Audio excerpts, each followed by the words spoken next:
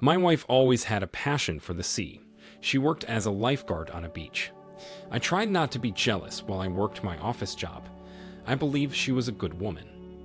Our relationship was her first serious relationship that resulted in marriage. She told me she knew we were made for each other.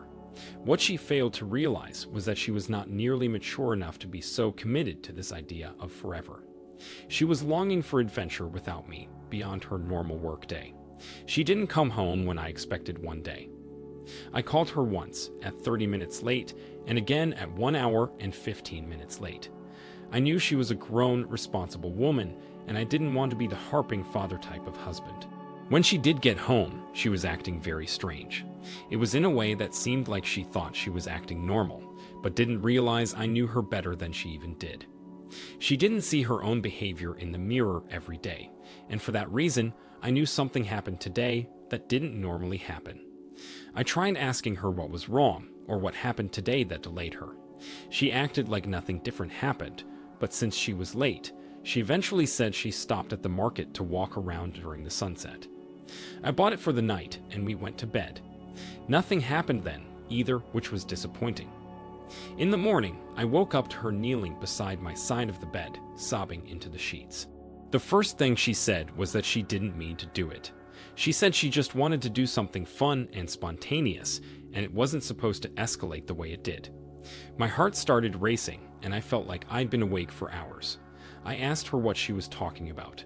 She swallowed hard, started pulling her hair, and said she just started chatting with a man after he docked his boat.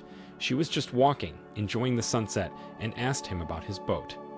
Their conversation continued until he invited her on the boat. It sounded fun, and he just seemed like a friendly person. She started sobbing again and said she messed up. I asked if she cheated on me, and she could only nod. I jumped up and started packing my stuff. She kept crying and found it hard to believe that I refused to give her a second chance, since she was being honest and telling me the truth.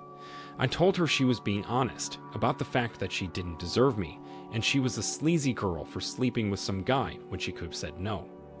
I told her I wouldn't be the man to forgive her for wasting years of my life and convincing me to believe she had self-control and dedication to me.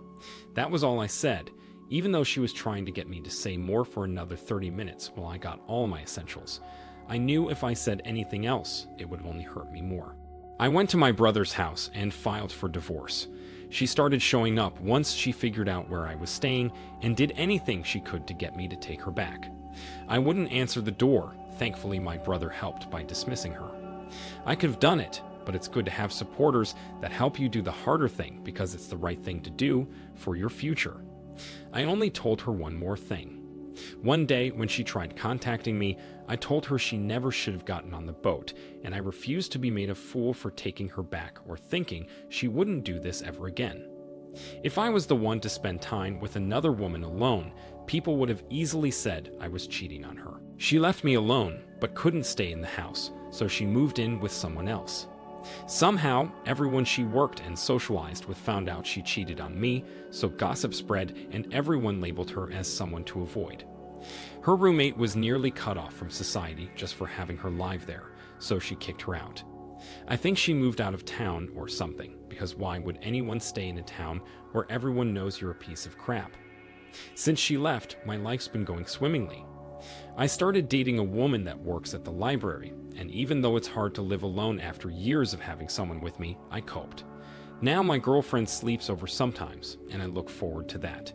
We're adaptable to change, but there's never a reason to accept an unfaithful spouse. OP, your wife should have known better than to get in a stranger's boat. Maybe she got on his boat, knowing she was going to sleep with him, so she felt like she wouldn't be misleading him or getting into a dangerous situation. It's always a better idea to leave a cheating spouse than to forgive them, because you just don't know the real reasoning behind why it happened. No matter what the reason is, they didn't have enough respect or discipline to maintain an honest and viable relationship. Everyone deserves to have someone genuinely love them, without failing to take their dedication seriously. I am glad you followed through with leaving her and told her what she needed to hear. You're an example on how to handle such a situation. Surround yourself with people you trust and only maintain the attitude that you will make it through this unexpected life change. Thank you for sharing your story. Now let's get into our second story for today. My girlfriend and I had just moved in together for a year. I thought everything was great. We each went to our respective jobs and spent time together at home when we were off. She got home 4 hours before I did and usually got changed, made dinner, did some cleaning and stuff around the house, and whatever leisure activity suited her mood. When I got back, she would update me on her day and vice versa. These things didn't happen when I got home one night. I noticed she was still wearing her work clothes, only just starting on dinner, and looked worried that I was back already. I asked her what was going on, and she played dumb. I asked her if she just got home, because it was obvious. She said yes, reluctantly, and seemed to be trying in vain to come up with a reason why she'd be back so late. I pressured her, and she didn't like that. She snapped and said she didn't think it was fair for me to be questioning her like this.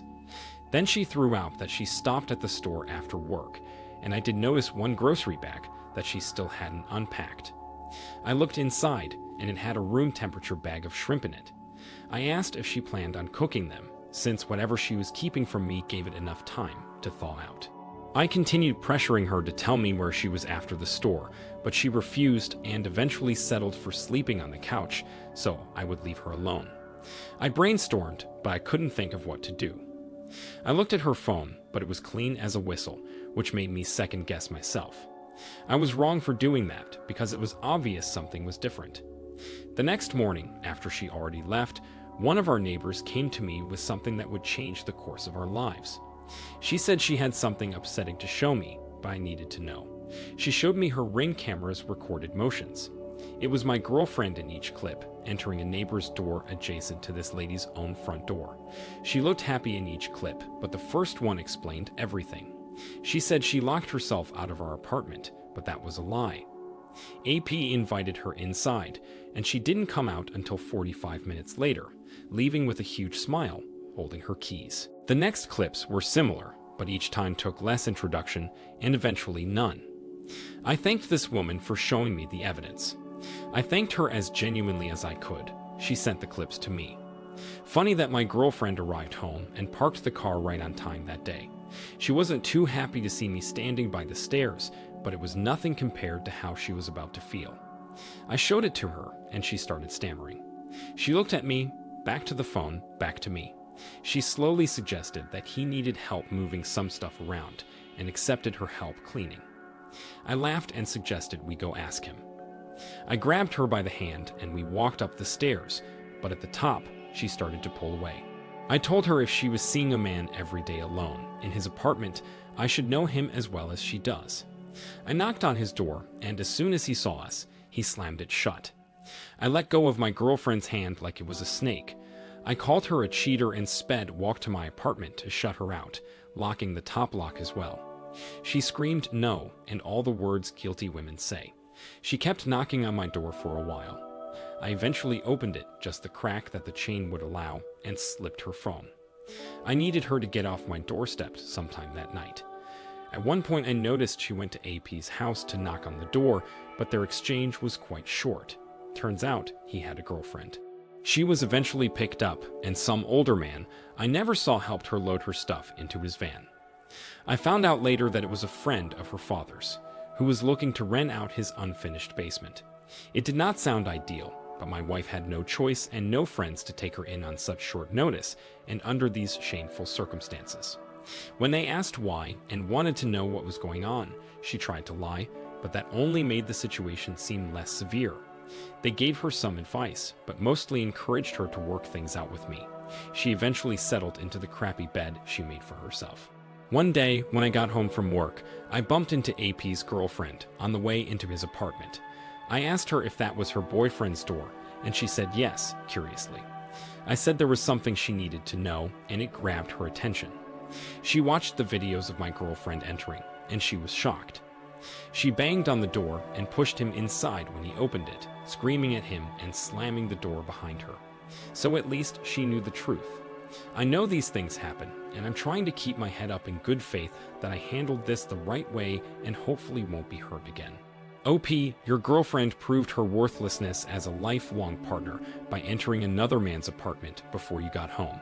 She completely betrayed you and didn't deserve to have a safe place to live with any man. I am so proud of you for taking each step you did, including asking her about being late coming home, even though you got home after her. After you had the proof, it's good you went down to her car to greet her and confront her infidelity. Once AP slammed the door, you didn't waste time talking to her, because she only would have tried to convince you to forgive her. There was no need to let her back in the apartment until the neutral party arrived to help remove her belongings. You certainly handled this well, and even told AP's girlfriend the truth. I respect you and wish you all the best going forward. Thank you all for taking the time to listen to today's stories. If you enjoyed listening, please feel free to like and subscribe if you haven't already. Also, comment below with your thoughts on what happened. Take care.